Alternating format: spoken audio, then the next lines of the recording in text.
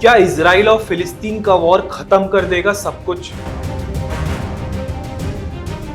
देखिए, अभी रशिया और यूक्रेन का वॉर तो एंड भी नहीं हुआ था, ना कि उसके कॉन्सिक्वेंसेस से दुनिया उभर पाई कि दुनिया के दूसरे कोने से वॉर की गूंज सुनाई देने लगी और जिसकी चर्चा दुनिया के हर कोने में हो रही है। 2400 से ज्यादा लोग मरे और कई हजार लोग घायल। ये डेटा किसी दुर्घटना का नहीं बल्कि इजराइल में चल रहे वॉर का है, जिसकी भनक खुद इजराइल को नहीं थी। लेकिन ये वॉर क्यों हो रहा है? इसके पीछे की असली वजह क्या है? गाजा क्या है? हमास ने इजराइल पर रॉकेट क्यों छोड़े? क्या ये वॉर यूं ही चलता रहेगा? इस वॉर का अंत कब होगा और पूरी दुनिया को इस वॉर से क्या नुकसान होगा? ऐसे कई सवाल हम सबके मन में चल रहे हैं और इन्हीं सवालों के जवाब लेकर आज हम इस वीडियो को शुरू करेंगे, जहां इस वॉर की सारी कहानी और सारे रीजंस एक एक करके एक्सप्लेन किए जाएंगे। तो चलिए बिना देरी किए शुरू करते हैं आज का वीडियो, जिसका नाम है क्या फिलिस्तीन और इजराइल का वॉर खत्म कर देगा सब कुछ। लेकिन उससे पहले आप चैनल को जरूर सब्सक्राइब कीजिएगा। Now let's start the video. Israel is at war. We didn't want this war. It was forced upon us in the most brutal and savage way.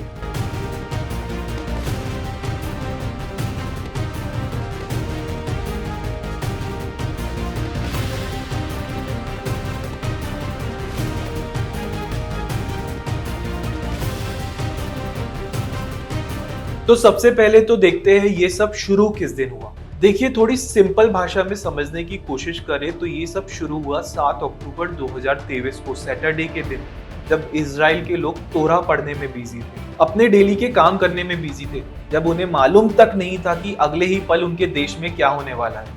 तभी अचानक से एक के बाद एक आए 5000 रॉकेट्स, जिन्होंने इजराइल पर हमला कर दिया। लैंड, एयर और सी तीनों ही रूट्स पर ये रॉकेट भेजे गए थे हमास की तरफ से। ऐसा होते ही इजराइल ने स्टेट ऑफ वॉर डिक्लेयर कर दिया और जवाब में गाजा में रह रहे हमास से जुड़े लोगों पर हमला बोला, जिसमें दर्जनों बच्चे भी मर गए।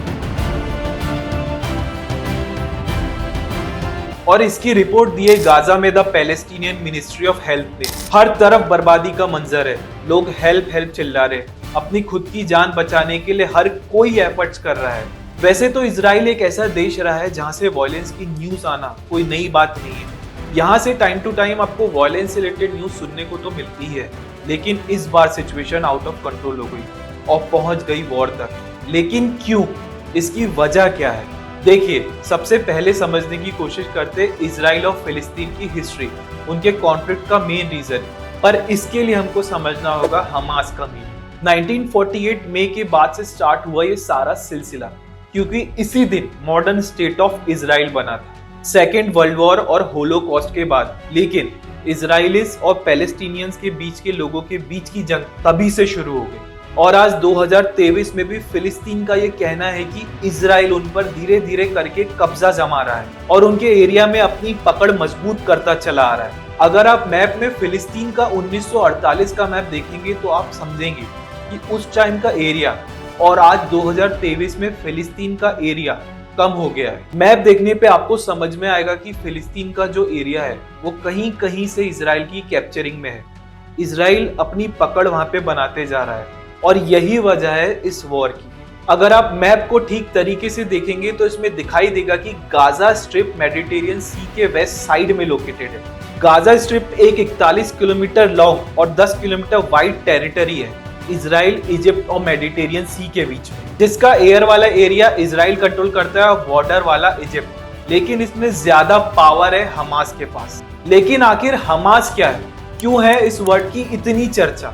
हमास एक ऐसा वर्ड है जिसे आपने इस वॉर न्यूज के दौरान कई बार सुना हो। Since Israel declared war against Hamas 8 days ago, The Hamas leader Hamas says तो अगला सवाल है, हमास क्या है? सिंपल वर्ड्स में हमास का मतलब है इस्लामिक रेजिस्टेंस मूवमेंट, जो कि मिलिट्री की एक ऑर्गेनाइजेशन है जो पिछले 17 सालों से इस मेडिटेरियन सी पर गाजा स्ट्रिप को मैनेज और कंट्रोल कर रही है। इसकी शुरुआत हुई थी 1987 में और इसका मेन मकसद है फिलिस्तीन को इजराइल से बचाना। अगर आप डेटा निकाल कर देखोगे तो आपको मालूम चलेगा हमास की तरफ से इजराइल पर 85 से ज्यादा हमले हुए जिसमें कई लोगों ने अपनी जान गंवाई है, जिसकी वजह से इजराइल और फिलिस्तीन के बीच के रिश्ते कभी अच्छे नहीं रहे और समय के साथ और बिगड़ते चले गए। हमास ने गाजा पर 2007 से अपना रूल सेट किया और तब से अभी तक इजराइल पर टाइम टू टाइम अटैक हुए हैं। आपको बता दें कि रिपोर्ट्स के मुताबिक ईरान हमास को फंड सप्लाई करता है और साथ में वेपन्स भी।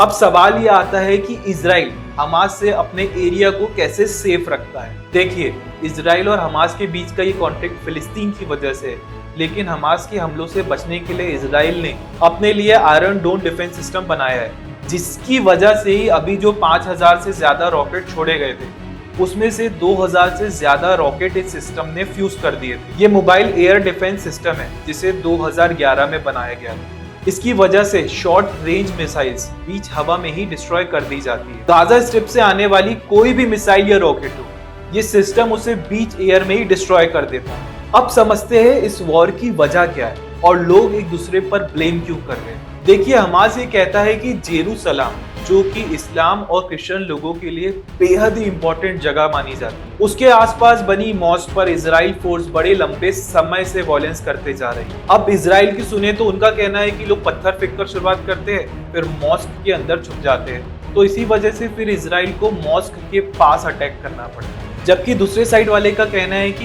इजराइल से आने वाले मिलिटेंट्स की मॉस्क में घुसते हैं और फिर वहां लोगों को मारते हैं। पर रियलिटी क्या है ये किसी को नहीं पता। दोनों ही पक्ष अपने बचाव में डेटा दिखा देते। वजह चाहे जो भी हो, ये बात तो तय है कि इस तरह से 5000 रॉकेट्स को इजराइल की तरफ भेजना एक बड़ी जंग का ऐलान है और ये जंग अब छिड़ चुकी है। दोनों तरफ से अटैक हो रहा है।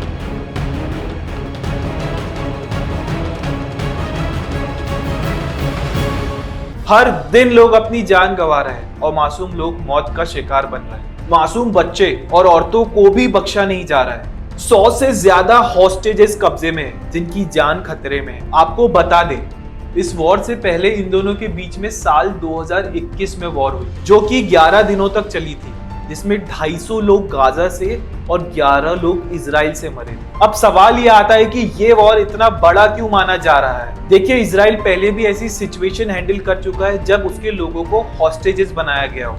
साल 2011 में इजराइल ने अपने सोल्जर गिलाद सलीब के बदले 1027 फिलिस्तीन को ट्रेड किया था। 2008 में 5 फिलिस्तीन को रिलीज किया था, जिसके बदले इजराइल ने अपने 2 डेड सोल्जर्स की बॉडी एक्सचेंज में ली।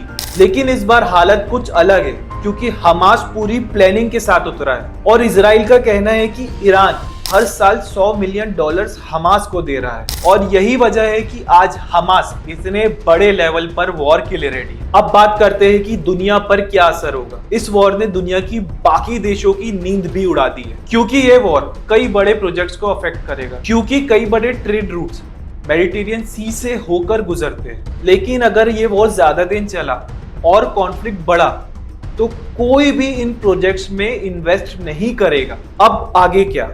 अभी इजराइल में बहुत सारे इंडियंस फंसे। एक डेटा के हिसाब से वो नंबर आ रहा है 18,000। तो इन 18,000 लोगों को रेस्क्यू करने हमारे external affair minister S Jaishankar sir ने ऑपरेशन अजय लॉन्च किया है, जिसमें स्पेशल चार्टर्ड फ्लाइट्स के थ्रू हर दिन इजराइल से इंडियंस को रेस्क्यू किया जा रहा है। अभी हमारी बॉलीवुड स्टार नुसरत भी इजराइल में फंसी थी और उनको कुछ दिन पहले इजराइल से रेस्क्यू कर लाया है। और मैं आपसे रिक्वेस्ट करूंगा कि अगर आप ये वीडियो एक ओपिनियन बनाने के लिए देख रहे हैं तो ऐसा मत कीजिए, क्योंकि गलती किसकी ज्यादा किसकी कम कोई फर्क नहीं पड़ता, क्योंकि war is never the answer. दोनों तरफ सिविलियंस मारे जा रहे हैं। अगर आपको कुछ सोचना है तो ये सोचिए कि कैसे इस वॉर को आगे ना बढ़ाया जाए और इसी स्टेज पर ये वॉर खत्म हो जाए, और प्रे कीजिए कि जल्द से ये वॉर खत्म हो जाए और फिर से शांति का माहौल बन जाए। आपकी क्या विचार है इस वॉर के बारे में? प्लीज कमेंट सेक्शन में कमेंट करके जरूर बताइएगा। और अगर आपको वीडियो पसंद आया तो इसको ज्यादा से ज्यादा लाइक और शेयर कीजिएगा और ऐसे इंफॉर्मेटिव वीडियोस देखने के लिए चैनल को सब्सक्राइब कीजिएगा। मिलते हैं नेक्स्ट वीडियो में नेक्स्ट कंटेंट के साथ। Thank you.